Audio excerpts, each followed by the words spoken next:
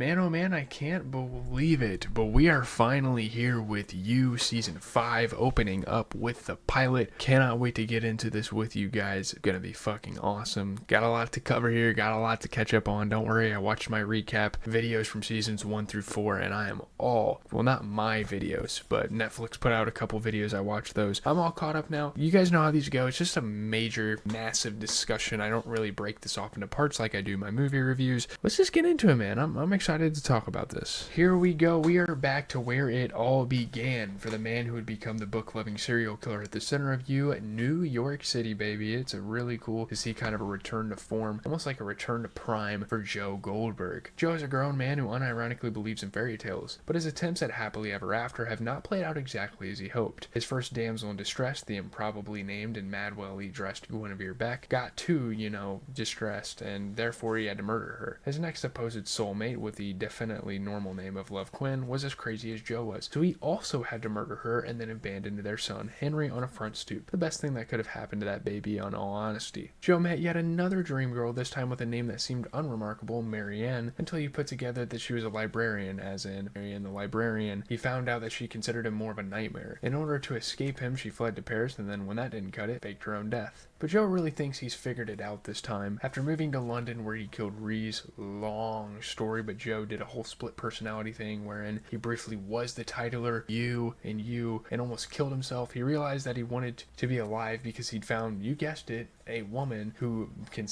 will save him in return. Her name is Kate. We have Kate. This is the next suspect. This is the fourth try for Joe Goldberg in the series, and we are in season 5, so must be going well, I guess. So we are breaking patterns, with names and their normalness until there's something about Catherine Lockwood that I don't know. We all have baggage in our lives, and Kate is no exception. Her dad was an evil rich guy in the typical evil rich guy fashion, and for a time she did his bidding, which included fudging some research data to suggest that the pipeline dad wanted to build would not, in fact, give children cancer, even though it definitely would and subsequently did. And there's this whole scandal that she's been trying to cover up about herself. She definitely has some skeletons in the closet as well. She's not just this normal girl that Joe is meeting. She's not like these other girls. I mean, obviously Love Quinn's kind of psycho, but she's not like Guinevere. She's not like Marianne in that sense. So she's got that on her conscience. Joe has a lot of murders. He's told her about 3, I think. At the end of last season, she decided to believe that he would only ever kill for a really good reason. She believes Joe is someone who can keep her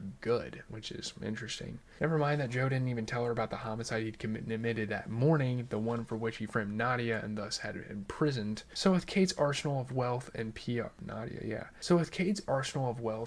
resources, Joe rebranded as himself. He'd been using an alias as he is wont to do. They got married and came back to New York, which is where we find them today. Through off-screen machinations, Kate also uprooted young Henry, who was probably doing really well in Madre Linda, and plopped him back into their life, which, I don't know, you gotta kind of feel for the kid. I'm not sure if that's gonna really go well for him. We know Henry is a good person according to the Joe Goldberg matrix of goodness because he wants to read from a hardcover book. Wow, my son wants to read more chapters before he goes to bed. He's a good guy in my eyes. He reads just like me, which means, heck, he might do other things like I do. That's good, right? No. Kate's whole thing is that she's a CEO committed to doing good and not evil. Unlike her father, she's trying to kind of not really turn the company around because it's always had a good kind of corporate image, but she wants to make sure that people know that she is doing good for this company. Joe has become famous for his role in this modern fantasy, the doting, supportive partner to the female powerhouse. They're on the gala circuit, they're on every magazine cover, and they're doing the Tomcat red carpet dip. Sure, there are people who want to hurt and even extort them, but Joe has gone 3 years without doing any murders, and he doesn't want to end that streak now. He kind of wants to continue to live the high life with this CEO of a girl that he has with him.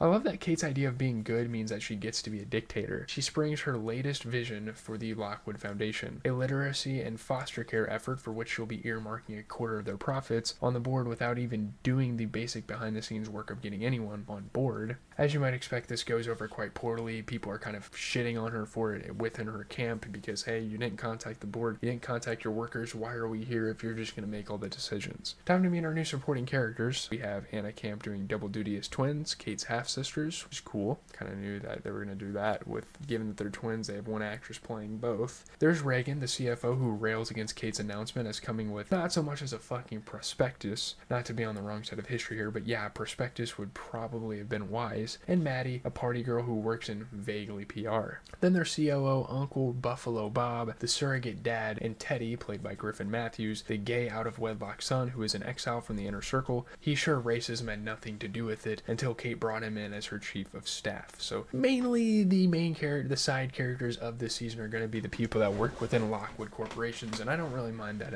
at all. Now, in his capacity as a Kate loyalist, Teddy tells Joe about a Forbes story and the works about Kate falsifying these environmental reports. The pipelines. Really, Forbes? I feel like if the show wanted Forbes, I don't know, that's kind of weird. If the show wanted this to seem like a serious threat, they wouldn't go with a magazine that infamously has a bonkers, barely vetted contributor network. I don't really know, they kind of talk about people's net worth. Like, okay, this feels more of a Wall Street Journal thing.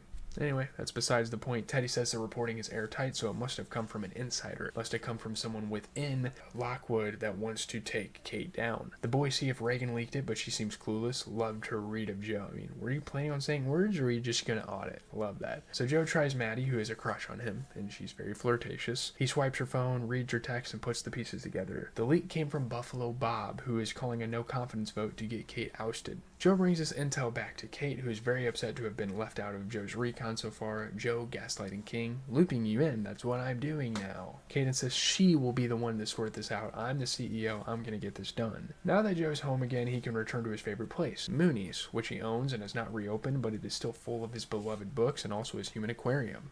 The box, yes, the prison is still in the basement. We called it a human aquarium. It's fucking awesome, isn't it? I love that they return to Mooney's, and I love the storyline. I love the potential of that, and we'll get to more of that later. Yeah, he blows off steam in his old studio above the shop, writing vivid, gruesome stories about the murders he's totally not going to do anymore because he is a reformed man. Gosh, it brings me back being here, you know? Remember when we met that stairwell urchin? When this series was still on Lifetime? We were so much has changed since then. So much has changed in pop culture, man. We've really came a long way with this TV show. Man, this is crazy looking back. I missed this show a lot, and stuff like this, little details like this, and Joe's kind of psyche. It's cool. Kate finds Joe at the studio and reads his story. She claims to be repulsed by the evident joy he takes in fantasizing about murder. Kate has ignored centuries of marital advice such as, you can't change a man. She's all, you said you only killed when there were extenuating circumstances. I'm just thinking, like, how many extenuating circumstances are we allowing for the man you want to marry and co-parent with? Kate leaves in supposed disgust. I think she doth protest too much and actually loves that she married a sicko henchman. I don't know. Joe is alone with his books, or so he thinks, but then he hears an intruder, so this creates something pretty awesome. Another side character that kind of gets introduced, brought into the fold. Joe is prepared to brain this mystery breaker and enter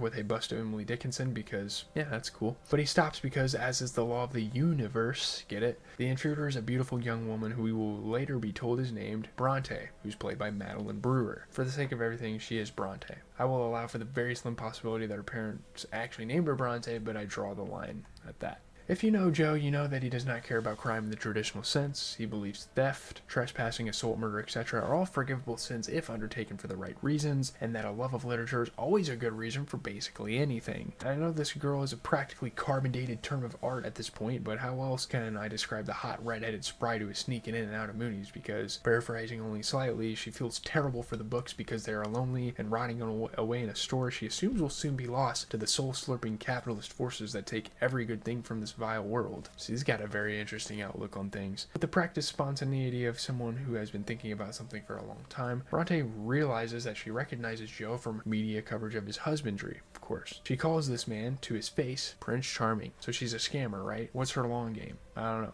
A lot of interesting stuff here. You know, Kate confronts Bob about the pipeline story. I know you did it type thing. You're the one that put it out. He confesses, accusing her of having lost the plot ever since she came from London with a simp of a husband and a fucking kid. I don't know if he was meaning simp as in like the pop culture term, because that would be kind of funny, but he threatens to reveal the truth about Kate's complicity in covering up Reed's death. So Kate, having adopted her husband's value system along with his son, turns to Joe. She has no other options, okay? Let loose. Joe does what he does best. kills Buffalo Bob, stages it as a suicide, and sends an email as Bob retracting the whole pipeline story. But Joe still has a classic rich guy problem. His life lacks purpose. If he isn't killing people, who even is he? What even is this show? He returns to Mooney's to find that the book girl he let off easy is camping out in the store. He does not do a background check beyond discussing Ibsen's feminism. She does not do any additional digging into him besides asking rhetorically, this doesn't end with you like making a book out of my skin, which is fucking insane. She's hired. Wow, that was a crazy, like, ironic thing that she said. Joe is reopening the store, evidently a last stand against Amazon and condos. More like, you've got mail, am I right? He gives her keys to everything except the basement, but something tells me she's going to be seeing that aquarium before the season is through. Probably from the inside, sorry to say. She perfect victim potential. She's setting up to be that kind of character in this show. So very interesting stuff. A lot of interesting characters kind of got introduced here. Let me know what you think in the comments. I don't really have much to say. It's kind of just a recap, and I'm like giving my thoughts throughout. Interesting dynamics. I think this could